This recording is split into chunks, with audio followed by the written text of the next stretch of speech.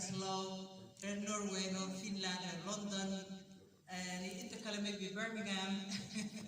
one with Islam and thank you very much, all of you, for coming. This festival is not local anymore, and it's not even national, it's an international. So we have people all over UK, coming from Slough, from London, from Birmingham, and we have people who came all the way from Finland, from Norway, from Sweden, and we're so grateful to have you all here.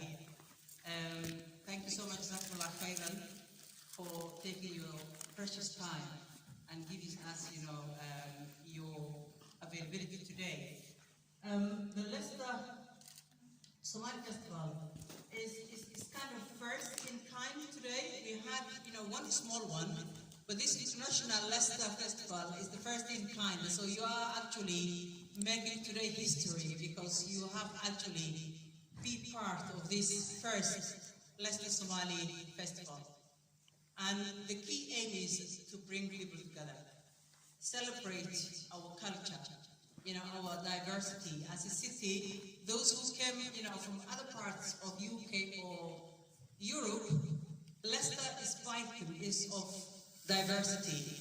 We want actually, is the most multicultural city in UK, and we are very, very proud of that. So I'm welcome you today to this, precious event to us. There will be so many different activities and, very interesting stuff. From, poetry to books, authors, sessions, language, literature. The children, there's a separate session going on in parallel with Somali games, Somali stories, and also childcare availability. Those who need, to participate in that event, they have also childcare on site. So our childcare staff have kindly agreed to come today, and look after the children. And there's face painting. There's a lot of games organized for the children so that they can enjoy. I think when you look what's going on in the world, especially latest recent events that led the killing of Sadeg's MP. We're very, very kind of actually shocked everyone as everyone else, and we would like to send our deepest condolences to the family who experienced that great loss.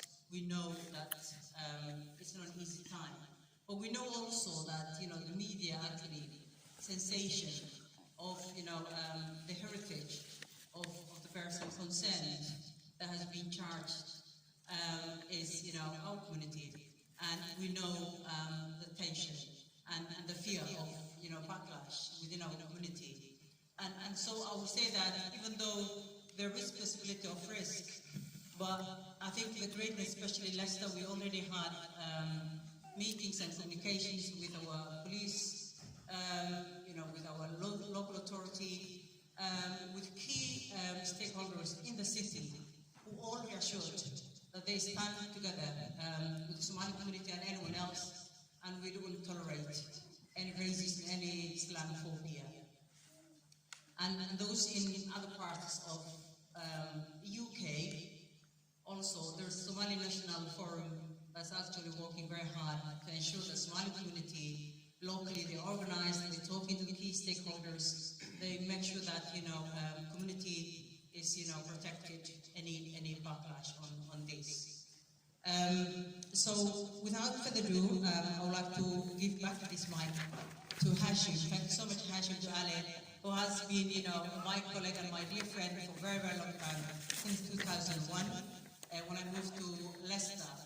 And Hashim, we have done several works together, the first Somali research on Somali community in Leicester, and I'm privileged today that he is the host of our event.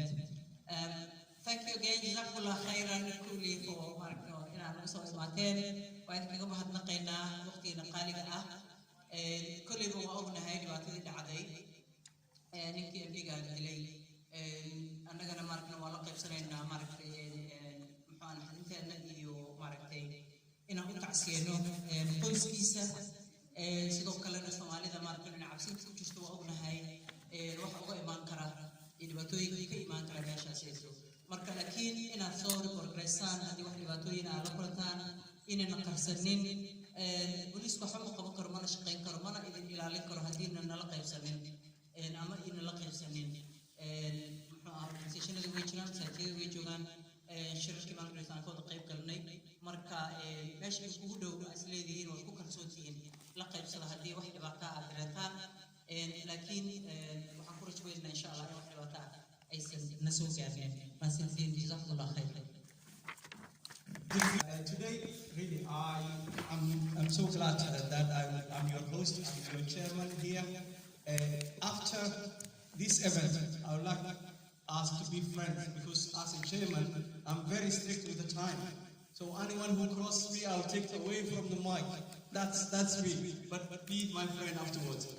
Because what Adam Dawson I showed the other colleague and Muharraba had the city mayor magaalada oo lagala joogo halkan laba cod ku hadli doona maanta mar waa governorka iskuulkana hadda joogno oo lagu soo dhaweyn doona marna magaaladiisa lagu soo dhaweyn doona marka labadaasba I would like to call our assistant mayor councillor Kip Master on podium. He has two hats today. One is being a governor of this very school.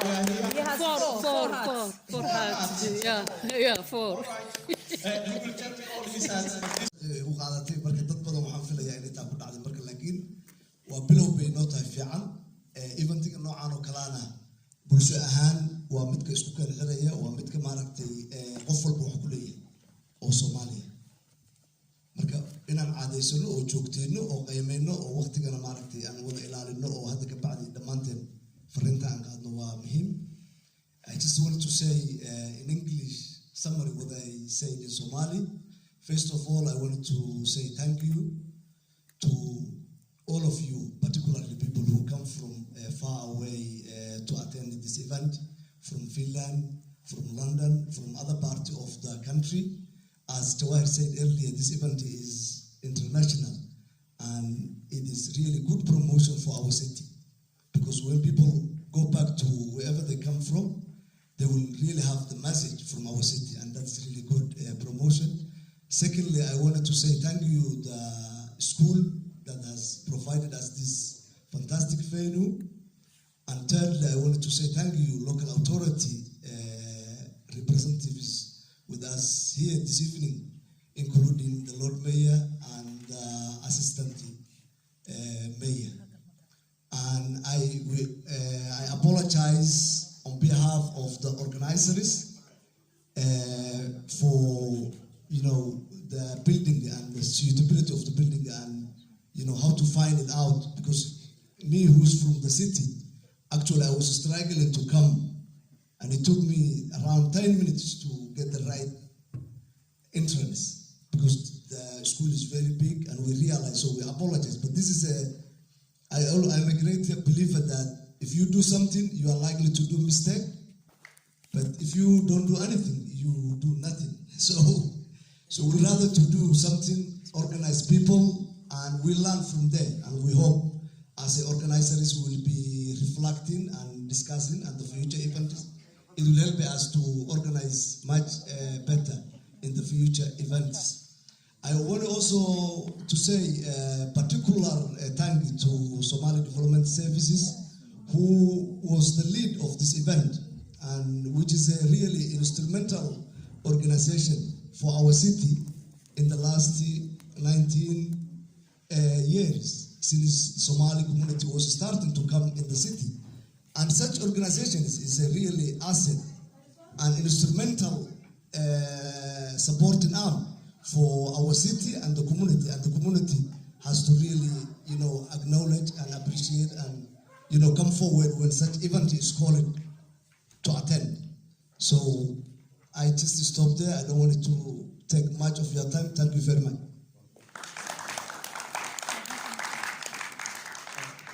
aad u maatay waxaan hadda indhaa ka qaaday oo maanta dhan warwarsanaa inuu soo gaarayeen kale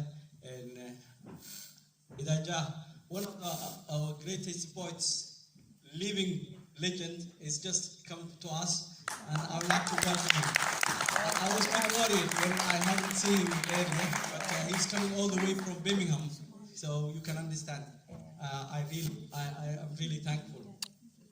Thank you very much. I will not take much of the time, even though I'm the chairman and I'm allowed to, but I would like to call now the community. We have here Elders Council, and it's important always to have that council to go back to, if anything, the community inside. Today, I have the secretary, Jailani Noor. Maanta waxaan rabaa inaan soo dhaweeyo magaalo walba odayaal ay leedahay. Magaaladeena odayaasheeda waxaa ka mid ah council dhan waaye oo isku duuban oo aan annaga samaynay oo marjac noo ah. Maanta waxaa ila jooga hadda inaan soo dhaweeyo rabaa xogeyaha ururkaas Jailani Noor. Jailani ila soo gaar.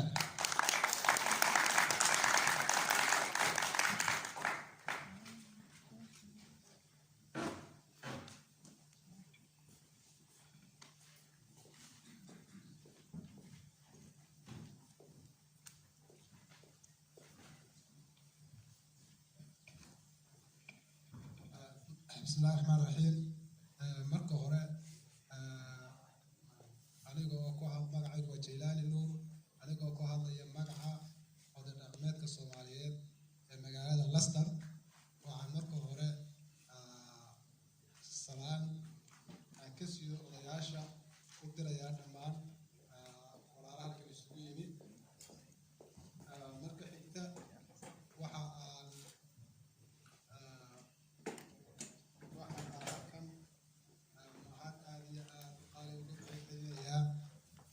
qabanqaabiyaasha xafladda tan quruxda badan ee looga hadlayo dhaqanka Soomaaliyeed sidaba mar haddii aan anu odayaal nahay dee waxaan ka mid nahay markaa dhaqankii ayaan ka mid nahay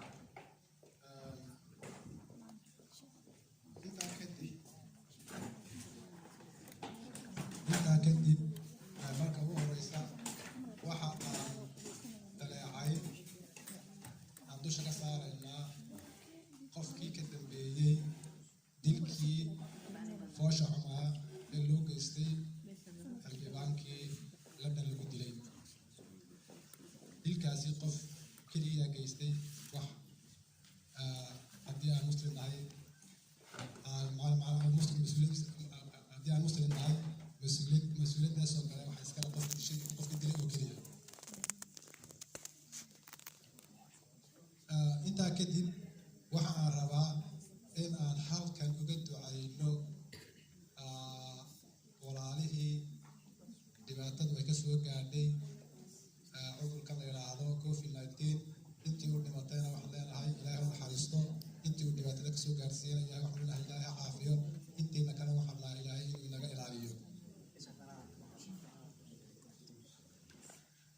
haddii aan usoo noqdo golahan la yidhaahdo golaha dhaqameedka Soomaaliyeed waxaa la aasaasay sanadkii 2018 waxaana loo aasaasay ujeedooyin badan.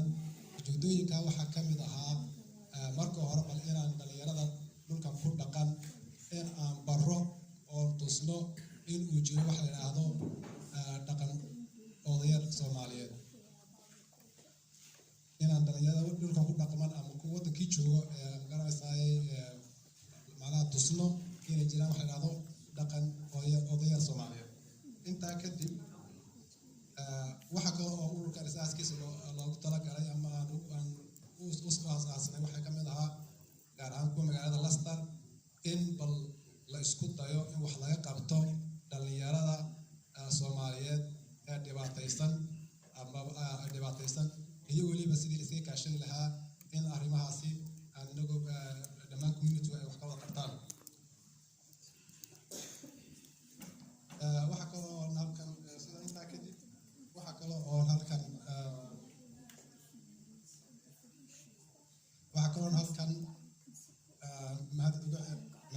mahadcelinayaa dhammaan bulshada Soomaaliyeed ee halkan isugu timid. Asalaamu calaykum waraxmatullahi wabarakaatu.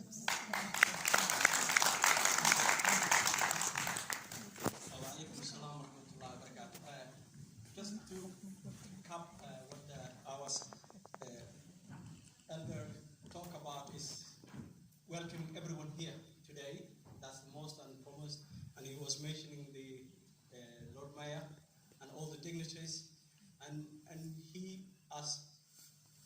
Jawahir hinted earlier, made his marks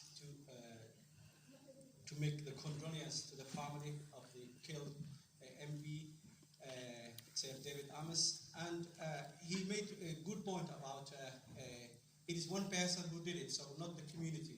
That's what he wanted to say and wanted to share with everyone. I don't want to continue onto that because this is a culture bit, and I always say there is no guilt by association. So we're not that. But at the same time, we're here to make sure that anyone whose mouth, I'm not English today. Yeah. Linda can help me with that later. I'm putting her on the spot. But anyway, what I'm saying is simple. If people try to be bad to you, there is a police in this country. And you cannot suffer in silence. That's the message Jawahir was telling me. The other point here is, which is a part of the Black History Month that we're celebrating. This is a fantastic opportunity to bring communities together and celebrate through literature, arts, poetry and food. I understand you have entertainment for children, too, with storytelling, reading, face painting, and I'm sure they'll all enjoy that. I myself am excited to learn more about your culture and more looking forward to sharing with you today. We're all very lucky here in Leicester. I don't normally have to put this right next to my mouth.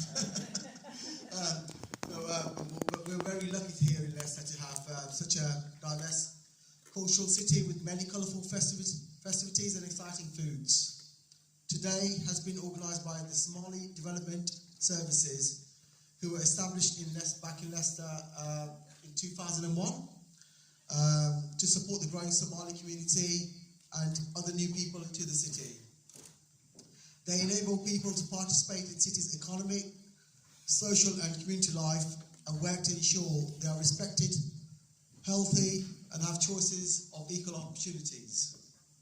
I'm sure we will all learn something today, and I hope you enjoy this very special day today. Many thanks again for all who have been a part of this event today in organising this event, and thank you very much. I forgot to mention Assistant City Mayor, Councillor Kirk, CRC, and some of the other friends. But thank you. I hope we have a fantastic event today. Thank you.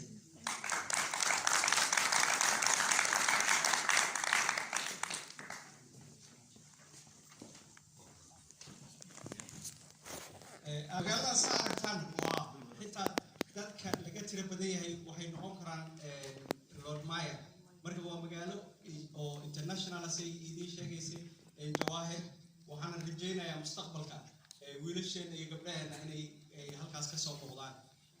Councillor, thank you very much. Lord Mayor, we appreciate. Moving on, I would like now to call on a friend of mine. She has two hats today. One is being the chairman of ACON and also assistant. Not assistant, I was her assistant. I was your assistant at the time, yes. Secretary of Federation of Muslim Organization. By the way, I was her assistant at the time. Yasmin Surti.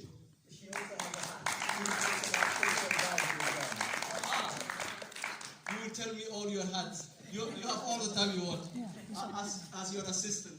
She's waiting so long. Assalamu alaikum. Good afternoon, everybody. As has been said, I'm Yasmin Surti. I'm currently the Secretary of the Federation of Muslim Organizations. We're an umbrella organization with about 200 affiliate members. I am the chair of ACON and have been for about 20 years. And I'm also currently the spiritual advisor to the Lord Mayor. Good afternoon, Lord Mayor. I'm really privileged to be here, really proud to be here. And although I don't speak the language yet, and I should after 20 years, I feel very much that I'm part of the Somali community. really welcomed by everybody, and I was really honoured and privileged when I was invited to be the chair of ACON 20 years ago, and I still am the chair. My dream when I joined that organisation was to produce the first Somali teacher from ACON in Leicester, and I'm so proud that this community has flourished.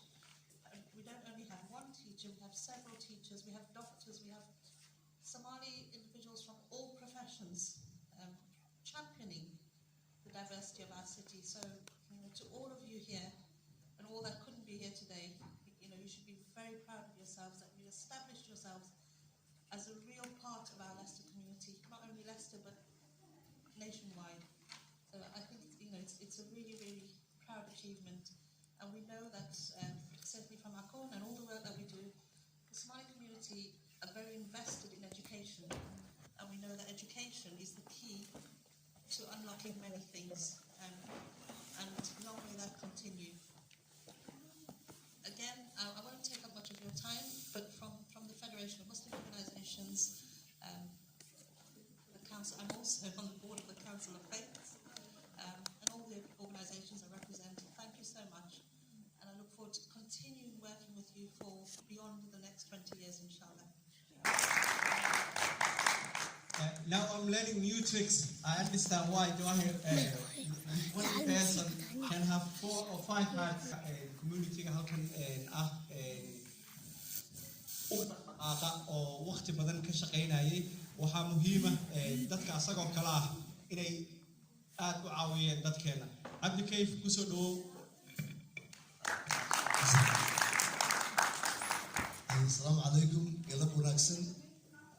Sida Hashim sheegay maaragtay waxaan ahay dadka ka shaqeeya arrimaha bulshada, laakiin maanta halkaan eventigan aan u joogno waxa weeye inaan maaragtay Somali festival oo Leicester aan ku sameynayno oo runtii aan iska kaashanay dhammaan maaragtay ururada iyo ganacsatada iyo community-yada oo dhan ay inay sameeyaan.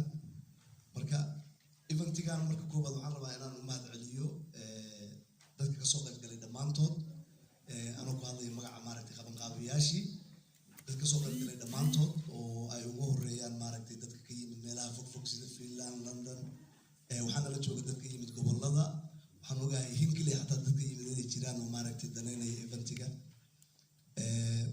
Markaan mahadcelinta kasoo baxo marka koobaad waxaan u mahadcelinayaa iyadana iskuulkan na siiyey booska aan ku qabanano iyo dignitariga maaragtay kasoo qayb galay oo ay ugu horeeyaan Lord Mayorka, Assistant Mayorka iyo inta kale oo maaragtay dhammaantiin. Runtii waxaan rabaa anoo ku hadlayo magaca qabanqaabiyaasha inaan inay ka raali gelino logistikada iyo meesha aan ku qabanay oo runtii imaatinkeedii helideedu waa